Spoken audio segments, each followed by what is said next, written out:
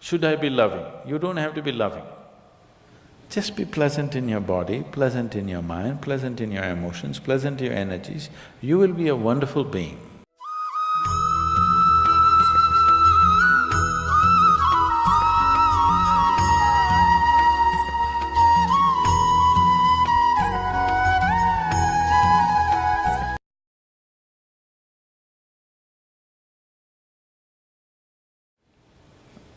Love has become a relevant thing in human life only because human emotion is a strong aspect of being human being.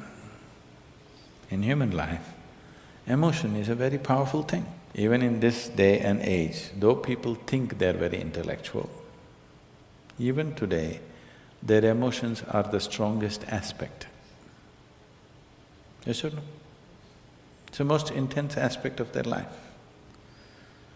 They claim they're intellectual, but their intellect is never so intense, but their emotions are intense. Maybe not love, maybe not compassion, but maybe anger, maybe irritation.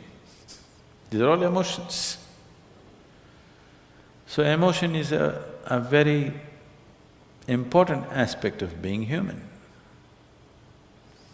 Now we're only talking about what type of emotion do you want to have? Now do you have a mind? Do you have a mind? Yes. Would you want it to be sharp or dull? Huh? Why? It works better that way, isn't it? Similarly, if you have emotions, do you want to have sweet emotions or bitter emotions? Sweet emotions. It works better that way, isn't it? So love means just that. You have transformed your emotions into sweetness. Now I want to be in love without emotion. That's a very European idea.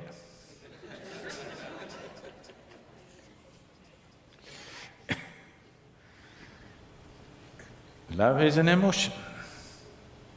It is the sweetness of your emotion which we are referring to as love. If the same emotion becomes bitter, we call it hate. Usually it is the people whom you love that you hate, isn't it? Some time ago you loved them, now you hate them. You don't hate that man who's just walking on the street, isn't it? Some love should have happened and now the coin fell another way and now it's become hate. Yes? So it's just the same coin. If it falls this way, it becomes love, it falls that way, it becomes hatred. Don't think they're too far away. They're pretty close. One little thing goes wrong, love becomes hate, isn't it? So, how to be in love without emotion? Love is an emotion. Now the choice is only, do you want your emotions to be sweet, pleasant or unpleasant emotions? That's your choice. It's an obvious choice, isn't it? But most people are keeping their emotions bitter most of the time. Bitterness need not necessarily mean they're in active hatred. They're in irritation, they're in agitation. They're in some kind of… fear is also an emotion, anxiety is an emotion. It is in some level of unpleasantness. If you make your emotions very pleasant, then life will be very pleasant. Even today, most people experience as a moment of love, as the most profound experience of their life. It is not.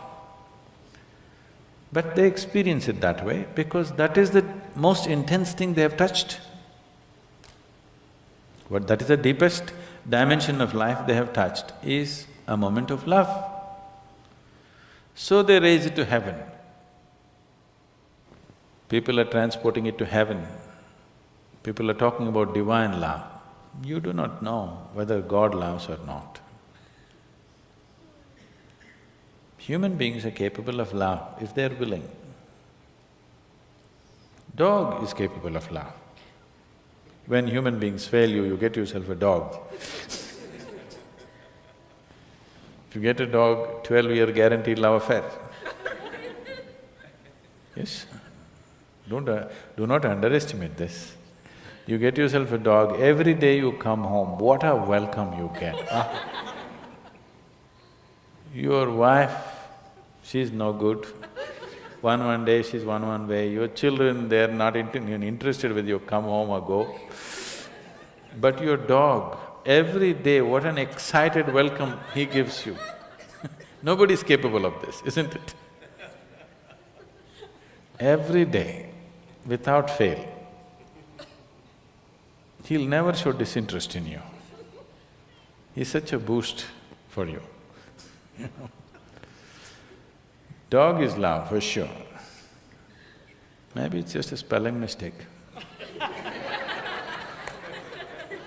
You know, typos can happen.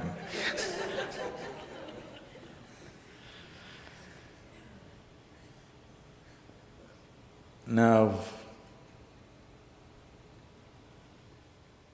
if you made yourself in such a way, nobody around you can love you, then the only succor you have is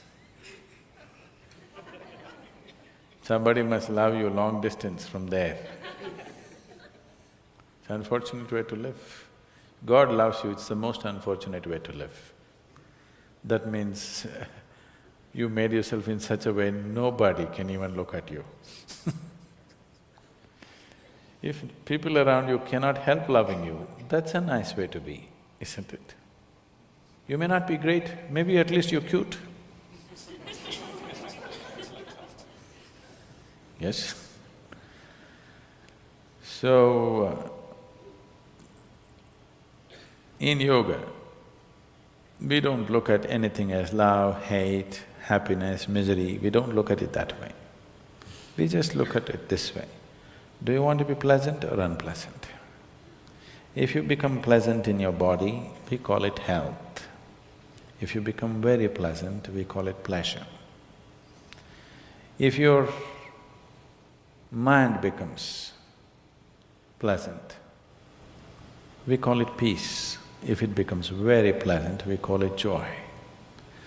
If your emotions become pleasant, we call it love. If it becomes very pleasant, we call it compassion. If your very life energies become pleasant, we call this bliss. If it becomes very pleasant, we call it ecstasy. If your surroundings become pleasant, we call it success. So, the other names that you give are just leading to confusion. Should I be loving? You don't have to be loving.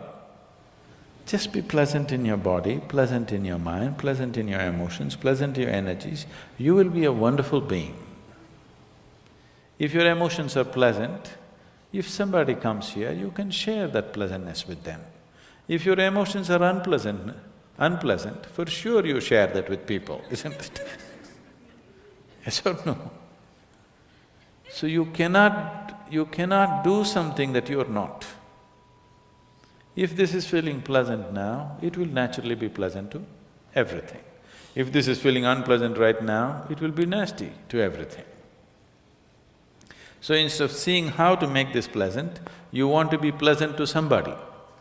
That is being loving. You don't have to be loving. If everything within you has become pleasant, whatever is needed in that moment, you will do. If you need to say pleasant things, you will say that. If you need to say some hard things, you will say that. But without any unpleasantness in you, that's important, isn't it? If you'll have to fight a war, you'll fight it without any unpleasantness in you, that's important. Then you will do everything only to the extent it's necessary. You will not overdo anything. If you say, I love somebody, you will exaggerate things about the people whom you love. You will exaggerate good things about them. If you say, I hate somebody, you will exaggerate bad things about them. You'll never see anything the way it is. People go blind with things that they love, isn't it? They have no sense, they lose all their sense. If they hate also, they'll lose sense. If you like, you will lose sense. If you dislike, you will lose sense. The doorway of life is in being equanimous, that you're able to see everything just the way it is. Now you are pleasant to somebody not because somebody is nice. You're pleasant to somebody because you are pleasant, that's all. This is more guaranteed. It's a more guaranteed love affair, isn't it? You're being pleasant to somebody because you're pleasant. If I'm being pleasant to you because you are nice, tomorrow if you're not so nice, something else will happen, isn't it? If you mortgage your pleasantness to something outside of you, you being pleasant or unpleasant is only by chance. Keeping this one pleasant is your business. If this one is pleasant, with whatever it interacts, it will generate pleasantness. Now you have not managed to make this pleasant, you're trying to be pleasant to somebody. And that is subject to so many things. If you have to be pleasant, they have to be fixed the way you want them. And that's not possible. Nobody can be fixed the way you want them. You're not able to do that even with one person, isn't it? You cannot even fix one person the way you want them, forget about the whole world. The more you try this, the more bitterness and unpleasantness will happen. That is why in the so-called most intimate relationships, maximum amount of unpleasantness happens. So this is because you're trying to do something that you're not. You're trying to be loving when you're not pleasant. When you're feeling bitter, you try to be loving and see it'll destroy you, isn't it? Yes or no? You tried all these things, isn't it? It's destructive. When you're feeling pleasant, it is effortless. So, you just have to look at why is it you being pleasant or unpleasant is mortgaged to external situations. If everybody around me is unpleasant, how can I be pleasant? Especially if everybody around you is unpleasant, it's all the more important that you're pleasant, isn't it? Yes or no? If everybody around you is in a mess, is it not all the more important that you're pleasant? If everybody around you is unhealthy, is it not very important at least you're healthy, even if you want to take care of them? Is there any logic to everybody is unhealthy, so let me also get sick? What is the logic behind this? So if people around you are unpleasant, it becomes even more important that you're pleasant. For more videos, please subscribe. Press bell icon and never miss an update.